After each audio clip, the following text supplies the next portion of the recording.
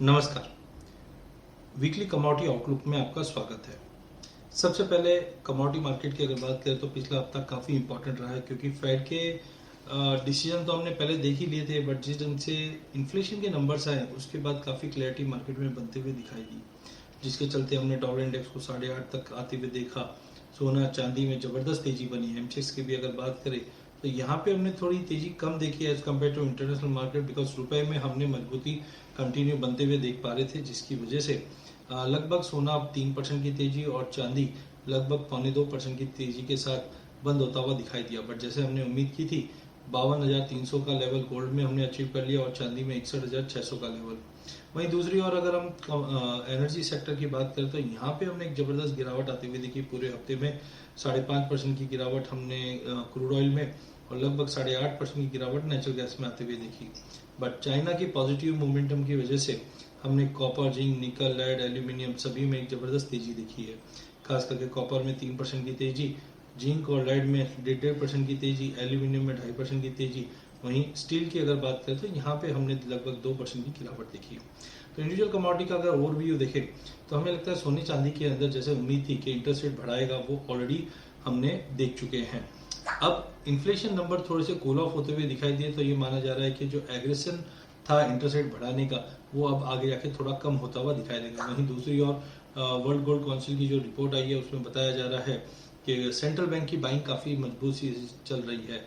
दूसरी ओर हम देख रहे हैं कि डॉलर इंडेक्स में गिरावट आना चालू हो चुका है। ये सब कारणवश हमें लगता है कि गोल्ड को एक अच्छा अपसाइड ब्रेकआउट मिल रखा है। कहीं ना कहीं गोल्ड भी इंटरनेशनल में अगर हम बात करें तो 1720 का जो इम्पोर्टेंट हर्डल था वो ब्रीच कर चुका है, जो हमें लगता है 1790 से 1800 का अगला टारगेट रहेगा। टेक्निकली थोड़ा सा ओवरबॉट बन जाता है, बिकॉज पूरे महीने भर की एक महीने की बात करें तो हमने लगभग 3.25% की तेजी देख ली है। तो थोड़ा पुल बैक मिलता है, उस पुल बैक पे लेके चलिए। ओवरऑल हमें लगता है 52,800 तक के भी लेवल देख सकते हैं। नीचे में 51,900 का सपोर्ट रहेगा। वहीं अगर चांदी की बात करें तो 62,500 एक इंपॉर्टेंट हर्डल है। अगर ये लेवल टूट जाता है तो 64,000 से 65,000 के लेवल हम इमीडिएट में देख पाएंगे। पुल बैक पॉसिबल है, 60,000 तक का अगर पुल बैक मिल जाए which is good to buy, तो ध्यान रखिए थोड़ा सा बाइंग करके ही चलिए। ओवरऑल हाँ, एक ये जरूर है कि रुपए में वॉल्टिलिटी ज़्यादा रहेगी। रुपए में मजबूती रिसेंटली हमने देखी थी, बट हो सकता है कि डॉलर यहाँ पे वापस आरबीआई डॉलर को वापस बाई करें, बिकॉज हमने देखा था हमारा जो रिजर्व है वो 100 बिलियन से कम हो चुका है। तो उसको रिफिल करने के लिए आरबीआई रुपए में सेलिंग करके डॉलर में बाइंग कर सकती है, जिसके चलते रुपया वापस हमें लगता है 8150 तक का लेवल दिखा दे, which will be positive for gold and silver. तो ओवरऑल अगला हफ्ता सोना चांदी पॉजिटिव लग रहा है।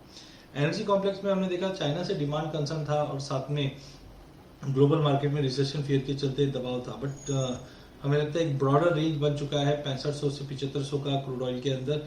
एज ऑफ नाउ अगर बाउंस आता भी है तो सस्टेनेबल नहीं रहेगा। डाउन साइड में 68, अप साइड में 73, ये ब्रॉडर रेंज कच्चे तेल के लिए बना हुआ रहेगा। रिक्स में बढ़ोतरी है जो आने वाले टाइम में आगे कच्चे तेल में दबाव ला सकता है। नेचुरल गैस में भी हमने देखा वेदर सुटेबल नहीं था, जिसकी वजह से प्राइसेस में बड़ी गिरावट थी। बट आगे जाके विंटर काफ़ी एक्सट्रीम होने की उम्मीद है और एनर्जी के प्राइजेस में अभी भी तेजी का रुख ही रहेगा। टेक्निकली मार्केट को जो करेक्ट करना था ऑलमोस्ट हमने देख लिया। 450 से लेकर 520 का इंपॉर्टेंट हर्डल है। कल के सेशन में भी हमने जंप जरूर देखा, बट 520 के ऊपर प्राइसेस सस्टेन नहीं कर पा रहा था। तो टेक्निकली 520 के ऊपर निकलने पे हम एक अच्छी तेजी देख पाएंगे। डाउन साइड 450 का सपोर्ट रहेगा। वहीं पूरे बेस मेटल में एक तो इन्वेंट्री कंसर्न्स को हमने पहले भी देखा था कि इन्वेंट्री का कंसर्न्स बना हुआ है, जिसकी वजह से कहीं ना कहीं प्राइजेस को सपोर्ट मिल रहा था। बट डिमांड कंसर्न भी साथ साथ में बना हुआ था। चाइना मार्केट अब ओपन हो चुका है और जैसे कि हम जानते हैं कि 22 जनवरी से चाइना मार्केट हॉलीडे पे जाने वाला है न्यू ईयर के चलते।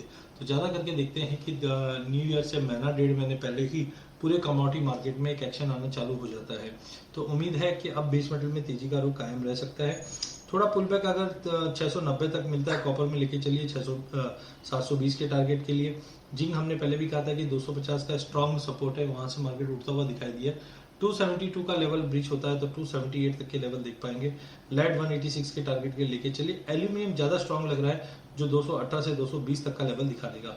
अंत में अगर स्टील की बात करें तो इंडियन मार्केट में consumption as of now pickup नहीं कर पा रहा। साथ में चाइना मार्केट और ग्लोबल मार्केट में भी रिसेशन फियर है।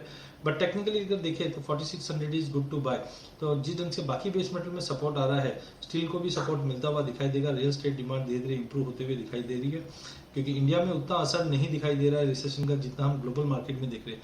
बट चिंता है इंटरेस्ट रेट अगर बढ़ती है तो हाउसिंग सेक्टर के लिए ये ज़्यादा अच्छा नहीं है, जिसके चलते स्टील में गिरावट है। तो अगले हफ्ते के लिए 45,500 से लेकर 47,000 का रेंज रहेगा। बाय ऑन ड्रॉप की रणनीति अपना के चलिए, क्योंकि बाकी बेस मेटल में जो जंप आया है उसका असर हम स्टील में भी आते हुए देख पाएंगे। धन्यवाद।